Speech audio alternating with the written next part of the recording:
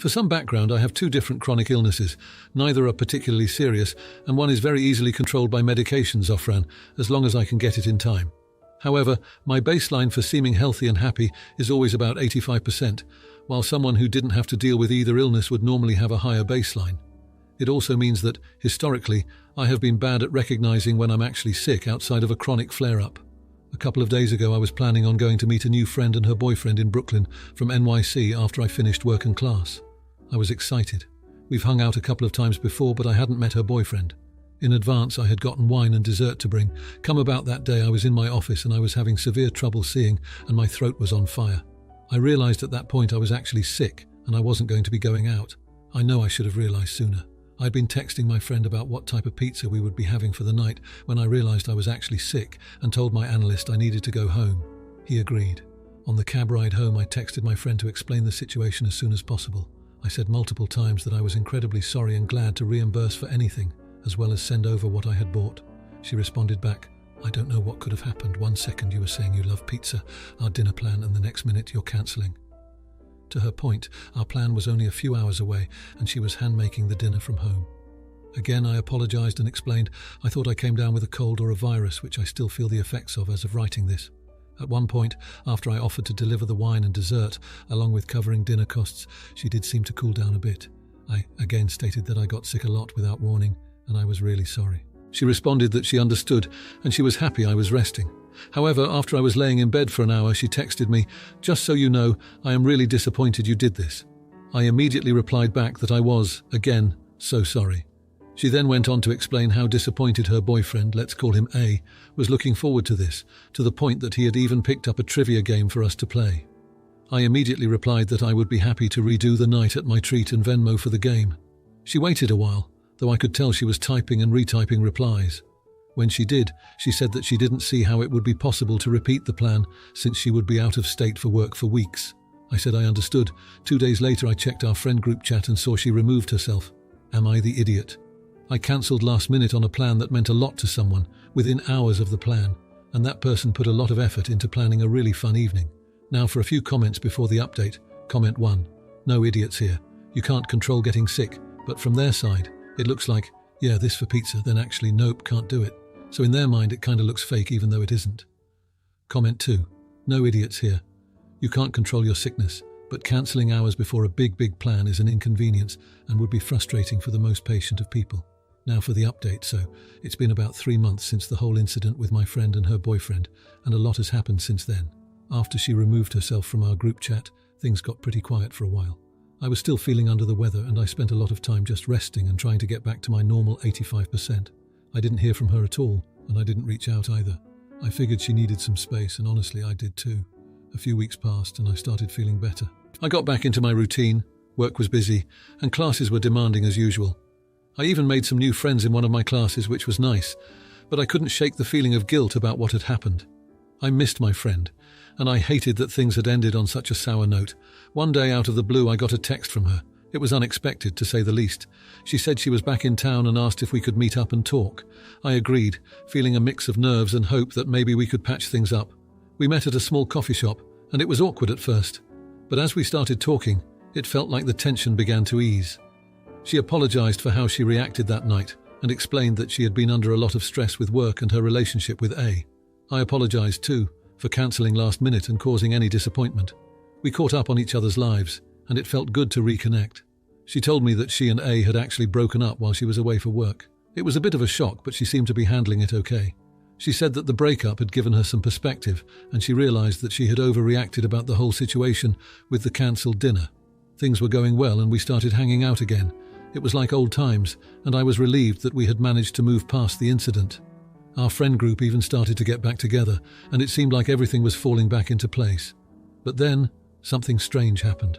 I was at work one day when I got a friend request on social media from A. I was hesitant, but I accepted, curious about what he wanted. He messaged me almost immediately, apologizing for any awkwardness and saying he hoped we could be friends. We started chatting, and he seemed like a decent guy. He explained that the breakup had been mutual and that he had actually been the one to suggest they take a break. He said he felt like he had been a source of stress for my friend and that he wanted her to be happy. As we talked more, A mentioned that he still had the trivia game he had bought for that night we were supposed to hang out. He joked that it was cursed and that maybe we should finally play it to break the curse. I laughed and agreed, thinking it would be a fun way to put everything behind us. We set a date to meet up and play the game, just as friends. But when the day came, A showed up with more than just the game. He had a whole folder with him filled with papers that he said he needed to show me. He explained that after the breakup, he had started doing some digging into his own life and his past relationships. He had come across something that he thought I should know. It was a medical record, my medical record. I was confused and a little freaked out. How did he get this? Why did he have it? He told me that he had been working part-time at a medical research company and my name had come up in a study they were conducting. It was a study on chronic illnesses and their impact on daily life. My record was there because I had apparently been part of the study without knowing it. I was stunned. I had no idea how I could have been part of a study without my consent. A seemed just as confused and concerned as I was. He said he had quit the job as soon as he found out and that he wanted to help me figure out what was going on. We spent the rest of the evening going over the papers, trying to make sense of it all. There were notes about my illnesses, my medication, even personal details about my life that I had never shared with anyone outside of my close friends and family. The more we read, the more questions we had. How had this information been collected? Who was behind the study? And why was I a part of it without my knowledge? A promised to help me get to the bottom of it and I was grateful for his support. But as I lay in bed that night, I couldn't help but feel a sense of dread. This revelation had opened up a whole new can of worms and I had no idea what it would mean for me and my health. And the biggest question of all loomed in my mind. If my medical information was being used without my consent, what else didn't I know about my own life? Now for the comments. Comment 1. Hey, chronic illness is no joke, and it's super important to listen to your body. It sounds like you did the right thing by cancelling. True friends should understand health comes first. Maybe your friend was just having a rough time with the breakup and took it out on you. Comment 2. That's a serious privacy concern with your medical records. You should definitely look into how your information was accessed without consent. Maybe reach out to a patient advocate or legal professional to understand your rights and next steps. Stay safe and take care of yourself. Now for the next story. So me and my ex-wife were married for a little over a year when she came home from a girls' trip and decided she didn't want to be married anymore. She wouldn't really give me a reason for this and didn't want to discuss it unless it was with a therapist, which I didn't want to do unless she told me first because I didn't want to be blindsided by something with a stranger present. Long story short, I could have been a better husband, she could have been a better wife, but we separated, divorced, and that was the fall of 21. Fast forward to now, we've had very minimal contact for taxes or mail, stuff like that, but have been very civil with each other. So this past summer I hadn't heard from her for months and wanted to clean out my garage, some totes of clothes and decorations that I'll never use, so away it went to the trash or donated. Now, when we first separated, I gave her plenty of time and opportunity to remove her items from the house, anything that wasn't blatantly mine like my PC or guns or stuff like that. I honestly just wanted her out of my life, so I told her to take whatever she wanted, even leaving the locks unchanged for a whole year after divorcing, because up until then, her name was still on the deed to the home.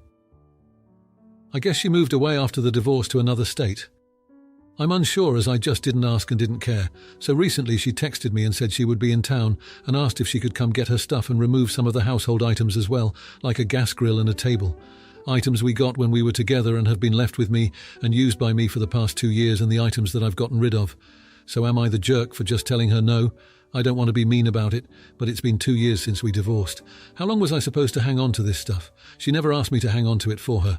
Plus the common household items that I've been using, am I just supposed to let her have those and buy new stuff? I'm very confused about what she expected after 2 years of being divorced. Edit. There was a previously discussed time for her to get her stuff. I'm going through text messages trying to figure out what to tell her. It was last Christmas, and she never showed up because she said she got caught up with family and had to fly to New York for the New Year's party. That was also the last time we spoke till now. Update. I told her stuff was gone several months ago since she didn't contact me to get it after so much time had passed. I do have one item that I'll return to her because it was her family's and I didn't know it was left here. No response thus far. Legally, I'm fine. I talked to my attorney. Morally, I feel bad, but it is what it is. I truly figured she'd moved on so she didn't want the stuff. Speculation about the divorce. I don't know why she left and I don't care at this point. I chalked it up to things don't always work out. Why didn't I go to therapy? No, I didn't abuse her. I just wanted to know if I needed to get checked for an STI. She had already made up her mind about the divorce. I didn't see a need to talk about it and hear about all the ways I failed as a husband. I felt bad enough at the time, and it wasn't going to change her mind on leaving, so why do it? Now for a few comments before the update. Comment 1. Not sure where you live, but this kind of stuff is dictated by the judgment and decree in states I am familiar with. It should spell out personal property division and set a timeline for picking it up. I would start by checking your judgment. Comment 2. If your divorce is final, then the division of assets is complete, and the items she abandoned with you are not hers. Now, for the update. After I sent the message about her stuff being gone, I waited for a reply. Days went by and nothing. I figured maybe she was busy or had decided it wasn't worth the hassle. I was wrong. She finally texted back and she was upset. She said she had been expecting to get her things, especially the grill and the table, which she claimed had sentimental value. I didn't know what to say. I mean, she never mentioned any sentimental value before, and it's been 2 years. I've been using them and they're part of my home now. She asked if we could meet up to talk about it. I didn't want to, but I agreed. I thought maybe we could sort this out like adults. We met at a coffee shop, and it was awkward. She looked different, not in a bad way, just different. We made small talk for a bit before she brought up her stuff. She said she had been going through a lot, and that's why she hadn't come to get her things. I didn't ask for details. I didn't want to get dragged into whatever was going on with her. I explained again that I had given her plenty of time, and that I had no idea she still wanted those things. She got quiet after that. I could tell she was angry, but she didn't yell or anything. She just said she needed some time to think and left. I haven't heard from her since that day. Meanwhile, I've been thinking about the one item I still have that belonged to her family. I've been meaning to return it, but I haven't found the right time. I don't want to just drop it off at her place or mail it without knowing if she's okay with that. It's a weird situation. My friends have been giving me mixed advice. Some say I should just forget about her and move on completely. Others think I should try to make amends for the sake of closure. I'm torn. I don't want to be the bad guy here, but I also feel like I've been more than fair. On top of all this, I've started seeing someone new. It's nothing serious yet, but it's been nice to have some company. I haven't told my ex about it because it's none of her business, but I also don't want it to complicate things further if she finds out. As for the rest of the stuff, I've been slowly replacing items here and there. It's not like I had a ton of extra cash lying around to buy new things, but I'm making do. It's strange how a grill and a table can become such a big deal. They're just things, but I guess they represent more than that to her. I've been trying to figure out what to do next. I could reach out to her again, but I'm not sure what good that would do. I could also just wait and see if she contacts me, but that leaves me in this weird limbo. I don't like having unfinished business hanging over my head. It's been a week since we met at the coffee shop, and I'm no closer to resolving this than I was before. I'm starting to wonder if this will ever be truly over, or if we'll keep circling back to these unresolved issues. It's frustrating, and I just want to move on with my life. I guess I'll have to make a decision soon about the family item. Maybe I'll just send her a message and see what she wants me to do with it. I don't know.